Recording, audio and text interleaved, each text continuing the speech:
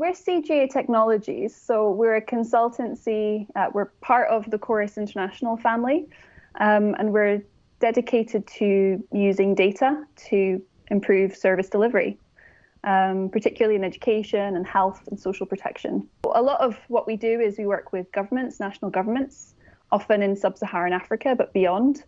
And we support them to to use data to improve the way that service is delivered and to make sure that populations can better access those services. There are a lot of people who have said that data is the new oil, and to your point, a lot of governments are leveraging that data to improve services for their people. When it comes to data, Africans are not collecting enough data. There really is a lack of data, or at least of good quality data, in most of the places that we work. Data is, of course, very valuable, and the data, especially of a lot of the people that we work with, a lot of the people that we support governments to collect data on, often are, the most vulnerable in societies, children, vulnerable people. And so the data of those people is a really precious resource, and there's a much higher responsibility to protect and to use that data responsibly.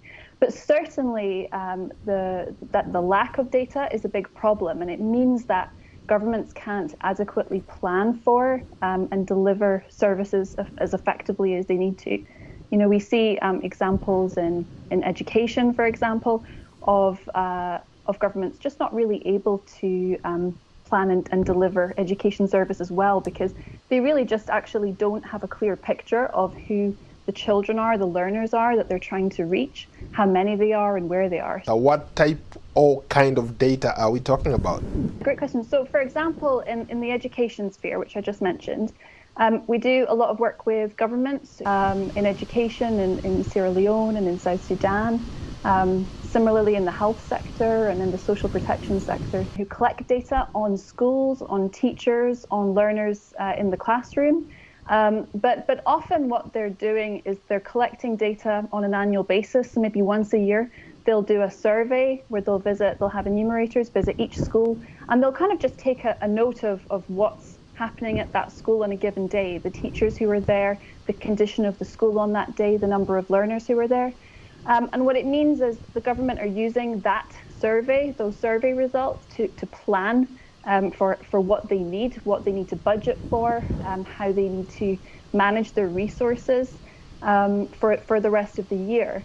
But what they're using as a result of that is they might just have aggregate numbers of learners in a classroom. And what that really means when you break it down is that you don't know if you have the same children who start at the beginning of an academic year as finish. What we're saying and what we're doing and how we're supporting governments is by saying you need to have much more data, you need to generate much more data, and then you really need to figure out how you're going to use that in a more effective way to plan and deliver services.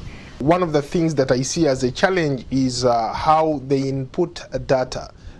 Most people are still writing on a piece of paper and put it in a folder and stack it away.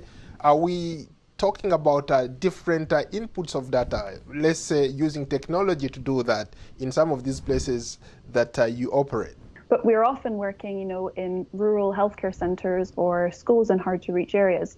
Working with, teachers, at the last mile, where digital literacy might be quite low, of course, is a challenge. However, the world is increasingly digitalized, and actually, mostly what we find is that people have, a really high degree of interest in wanting to learn these skills. And actually, we really find when people understand the value of data and what it means for them, not just that it's being reported to go somewhere else, but that they can see the benefits themselves. They can understand their trends. They can understand how their school is performing, or they can, a healthcare centre can make sure that its payroll is being regularly updated, and they know who is meant to be working at their facility on a day-to-day basis. We find that even where digital literacy is low, and that can be a struggle, and our staff and the government officials we work with, sometimes do have to do some basic IT training as part of their work. people are very willing to learn, and especially where they see, a real world impact.